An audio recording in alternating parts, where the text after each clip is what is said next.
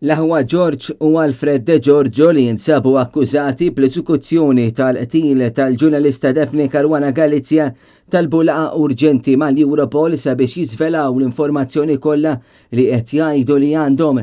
Din il-mossa waslet wara l-ftit ilu kienu miċħuda talba oħra li jagħmlu għal maħfra presidenzjali fl-istess perjodu u ma kienu għamlu ukoll kuntatt mal-Kummissarju Ewropew għall-Ġustizzja. Din id-darba Vitra mibgħuta lid-deputat direttur l-aħwa De Giorgio jinsistu li poġġu bil-qeda miegħu ħalli f'pajjiżna verament isir ġustizzja u mhux ġustizzja selettiva. Din littra intbatet nhar it-tnejn mill-avukat William Kuxkieri. L-aħwa jallegaw li l-awtoritajiet Maltin ma jridux jisimgħu l-informazzjoni li għandhom xi jgħidu huma dan għaliex qed isemmu lil politiċi bħal Chris Cardona u Carmelo Abela, il-Ministru fl-Uffiċċju tal-Prim Ministru Robert Abela, u għalhekk li f'dan il-punt l-aħwa De Giorgio mhumiex jafdaw l-awtoritajiet Maltin u jridu morru bl-informazzjoni ante l-Europol. George u Alfred De Giorgio ilhom xhur sħaħ issa jimplikaw il-Chris Cardona u lil Carmelo Abela.